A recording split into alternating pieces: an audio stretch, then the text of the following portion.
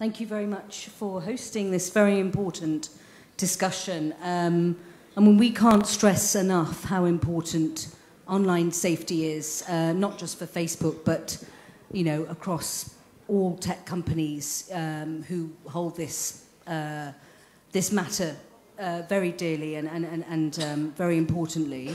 I think it's also important to recognise that before I address the question that all of you today, you're the next generation of digital citizens, of responsible citizens for Bangladesh. I think you have almost 900 million people on the internet in this country, and that's a huge responsibility for you when you go home to your parents, when you talk to your peers about what it is that's safe to share.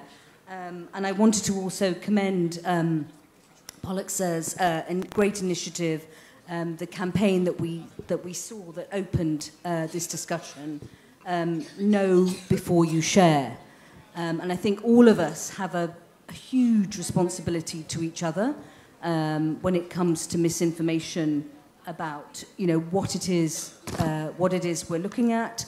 And just in the offline world, you wouldn't take something unknowingly and give it to somebody without knowing what the repercussions are or the responsibility of your actions. We need to be able to do the same in the online world, and more day to day, the offline and the online world does mirror each other. I just wanted to really sort of capture some of our own safety approaches at Facebook. We have policies and enforcement. We have very clear rules that are open and transparent and accessible to all about what you can and can't share on the platform. We call these our community standards, and we run very aggressive, very rigorous roundtables and trainings across the globe. We have 2 billion people on the platform across many languages across the globe, and especially in South Asia. We also have tools which give you, the people, you, the user, the power to control what you can see, what you need to report, and what we need to review, and what we ought to also take down. And these are tools to report also harmful content. We have partnerships. We also know that we're not experts on everything, so we do look for expertise. We work very closely with civil society, with academics, with partnerships here in Bangladesh, with UNICEF, also with ICT, with safety experts, with law enforcement, NGOs, human rights activists, and they help us develop our policies on a day-to-day basis so that we build tools and we make sure that we have the right resources so that when you go online, you have a positive experience. We're well aware that young people, you do face, mental issues over mental well-being and bullying and harassment, and we need to make sure that, that whether it's Facebook or Instagram, that your experience is as positive and as safe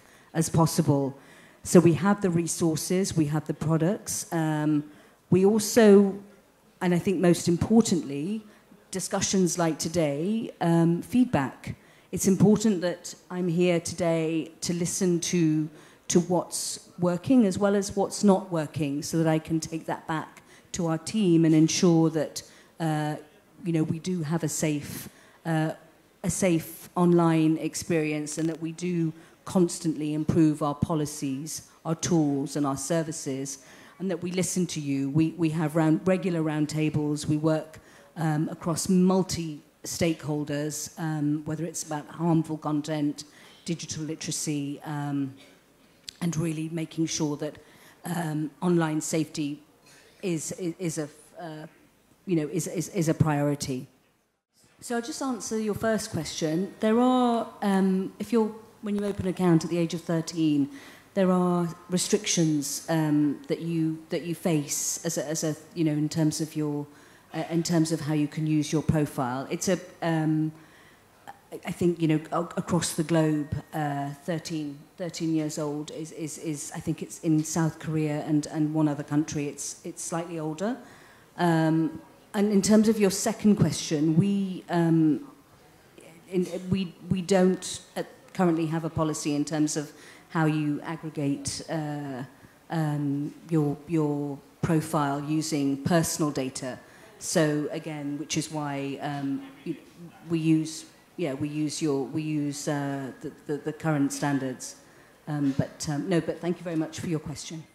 One of the students asked the question earlier about misinformation and fake news. So just wanted to really walk you through a little bit about what we do in terms of improving the accuracy of information on the platform, on Facebook.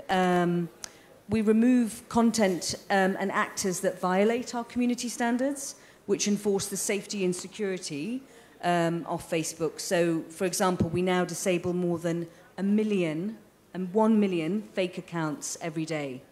And that's also using machine learning, artificial intelligence, as well as almost 30,000 sort of staff force globally who have got language ability as well. For content that does not directly violate community standards, but still undermines the authenticity of the platform, we reduce its distribution. So by demoting it in newsfeed, and this significantly reduces the number of people who see it. So as a user, you also have a responsibility in your settings when you see content that's potentially harmful, potential harm, to create real-world harm, that you can report it, we review it, and we can then demote it as well as remove it. We also inform people, so we give people more context on the information that they see in their newsfeed, and this basically is an example of how we work with third-party fact-checkers, we work with trusted partners,